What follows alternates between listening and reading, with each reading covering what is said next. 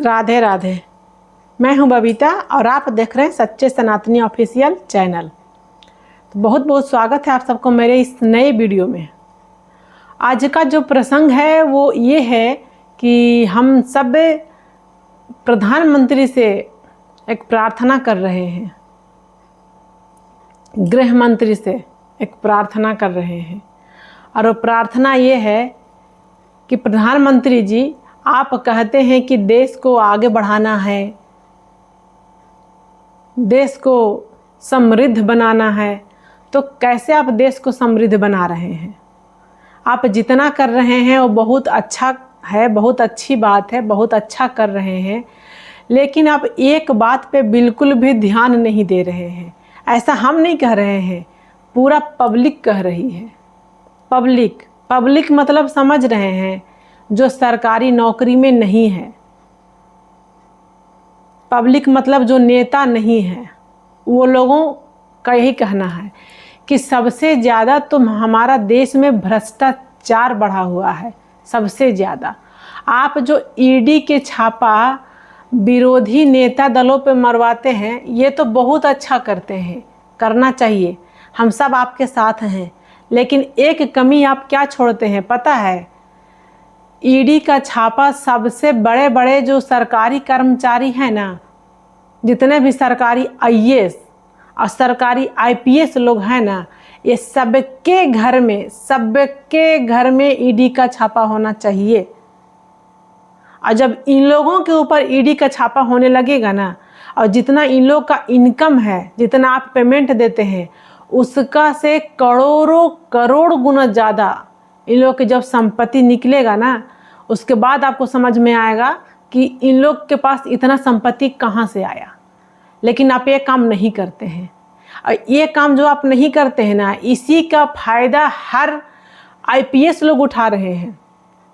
वो लोग तो वर्दी पहन करके, वर्दी वाले गुंडा से बड़ा कोई गुंडा ही नहीं है हमारा देश हिंदुस्तान में। उन लोग आज के डेट में वर्दी का सिर्फ नाजायज फायदा उठा रहे हैं। कौन लोग?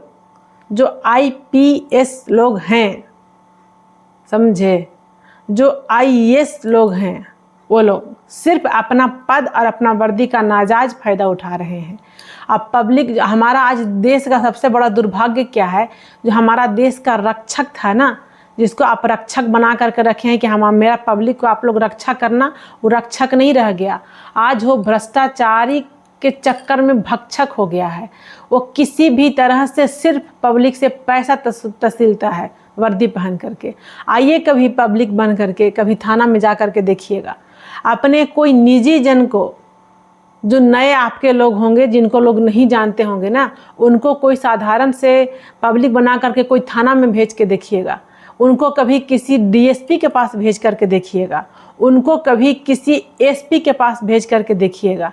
उनके पास सारा निर्दोष का सबूत होगा, वो बिल्कुल निर्दोष होंगे, लेकिन पता है उनके ऊपर ही एफआईआर कर दिया जाएगा। क्यों? क्योंकि उनका विपक्षी पैसा दिया है कि तुम इस आदमी पे एफआईआर करो, और वो एफआईआर हो जाता है। जिस आदमी के पास निर्दोष का प्रूफ होता है, वो जब थाना जाता है तो आपके थाने वाले क्या कहते हैं पता है? कि सबूत जो है ना, वो कोर्ट में जमा कीजिएगा। थाना में तो केस हो गया, अब यहाँ से तो केस हो गया, यहाँ से कुछ नहीं हो सकता।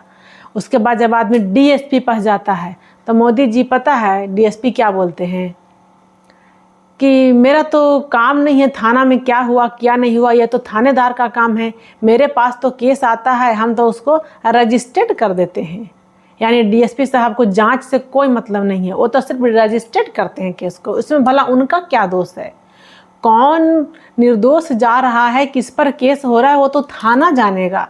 क्यों? क्योंकि थाना से सबको मंथली जाता है, तो वो तो पैसा लेगा ना। पैसा नहीं लेगा तो इन लोग को मंथली कैसे पहुंचाएगा? तो आज के डेट में इतना ज़्यादा जो भ्रष्टाचार हो रहा है, इस पे थोड़ा रोक लगाइए और ईडी के छापा इन लोगों के ऊपर करवाइए।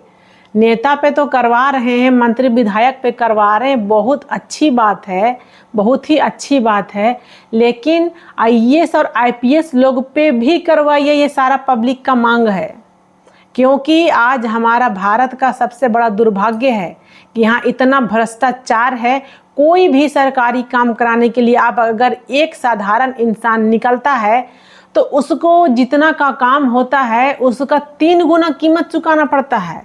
अगर वो 3 गुना कीमत नहीं चुकाएगा तो उसको काम ही नहीं होगा। पता है, एक दिन का काम के लिए 1 साल तक दौड़ेगा, फिर भी वो नहीं होगा। और अगर पैसा दे देगा ना तो 3 दिन का काम को 1 दिन में हो जाएगा। ये आपका देश का, हमारा देश का स्थिति है अभी। और जितने भी भाई बहन इस वीडियो को देख रहे हैं या सुनेंगे, वो अगर आपको भी ये मेरा बात सही लगेगा तो कमेंट करके ज़रूर बताइएगा। वीडियो को लाइक शेयर सब्सक्राइब कीजिएगा। क्या आज देश का ये हालात नहीं है? ये हर राज्य का हालत है, कह सकते हैं यूपी छोड़ के। यूपी में सिर्फ योगी जी हैं। योगी जी के चलते यूपी तब से ठीक है जब से योगी जी हैं, और तभी तक ठीक रहेगा जब तक योगी जी रहेंगे। योगी जी के हटने के बाद फिर यूपी का वही हाल है। हम तो भगवान से प्रार्थना करते हैं, माननीय प्रधानमंत्री मोदी जी, आपके बाद हमारे पूरा देश का प्रधानमंत्री योगी आदित्यनाथ जी ही बने। क्यों? क्योंकि जब यूपी में योगी जी रहे तो यूपी में भ्रष्टाचार खत्म हुआ, गुंडागर्दी खत्म हुआ, वहाँ के लोग हकीकत में, असलियत में आज़ादी का ज़िंदगी जी रहे हैं। इसी प्रकार जब हमारे योगी जी प्रधानमंत्री बन जाएंगे तो हम लोग उम्मीद करेंगे कि हम लोग पूरा देश में भ्रष्टाचार खत्म हो जाएगा, गुंडागर्दी खत्म हो जाएगा और पब्लिक थोड़ा आराम से जी पाएगा, खुले में सांस ले पाएगा। और नहीं तो यहाँ भ्रष्टाचार। आज हम हिंदू, खास करके हम हिंदुओं के साथ ऐसा हो रहा है जैसे पाकिस्तान में रहने वाले हिंदू जिस प्रकार जीते हैं, आज उसी प्रकार हिंदुस्तान में रहने वाले, यूपी छोड़ करके बाकी हर जगह के पब्लिक उसी प्रकार जीता है। जिस प्रकार पाकिस्तान में हिंदू जीता है ना, जी रहा है, उनका जो लाइफ है, ज़िंदगी है, वही ज़िंदगी आज हिंदुस्तान के हर मिडिल क्लास वालों का, हर गरीब लोगों का वही ज़िंदगी आज हिंदुस्तान के अंदर में है। फिर भी हम लोग आपसे उम्मीद करते हैं कि चलिए कम से कम आप कुछ तो अच्छा कर रहे हैं। यानी 100% में 10% तो आप अच्छा कर रहे हैं, पर 90% गड़बड़ कब तक रखिएगा? 90% को भी धीरे धीरे सुधारने का कोशिश कीजिए। और सबसे पहले इस देश से भ्रष्टाचार को ख़त्म कीजिए। जब इन लोगों के ऊपर ईडी का छापा पड़ेगा तब इन लोग घूस लेना कम कर देगा। इन लोग फिर इतना ज़्यादा अत्याचार करना, पब्लिक से इतना ज़्यादा वसूलना बंद कर देगा। बंद नहीं भी करेगा तो कम कर देगा। क्यों? क्योंकि इतना ज़्यादा कमाएंगे तो कहीं ईडी मेरे घर छापा ना मार दे। आज हमारे यहाँ एक डीएसपी हैं, रांची झारखंड से मैं बोल रही हूँ, नाम नहीं लूँगी, लेकिन पता है कितना का घोटाला किए हुए हैं? 1250 करोड़ खनन विभाग का घोटाला है। उनके यहाँ ईडी का छापा तो हुआ, जांच तो हुआ, लेकिन कुछ नहीं हुआ। ईडी भी शांत हो गया। क्यों? क्योंकि वो आईपीएस हैं, इसीलिए। तो थोड़ा इन लोग के ऊपर भी कार्रवाई करवाइए, तब जाकर के देश में भ्रष्टाचार खत्म होगा। ईडी की कार्रवाई नेता पे भी जरूरी है और आईएएस और आईपीएस लोग पे अति आवश्यक है, सबसे ज़्यादा जरूरी है। तब आपका भारत का मिडिल क्लास के लोग, साधारण गरीब लोग चैन से जी पाएंगे और काम कुछ थोड़ा बहुत ईमानदारी से हो पाएगा। नहीं तो ईमानदारी क्या है? ये हिंदुस्तान में तो अब ईमानदारी नाम का कोई चीज़ ही नहीं बचा हुआ है। कहीं कोई भी सरकारी विभाग में काम के नाम पे ईमानदारी किसे कहते हैं, ये सारे आपके सरकारी कर्मचारी भूल चुके हैं। राधे राधे। फिर मिलते हैं अगले वीडियो में। जय श्री राधे।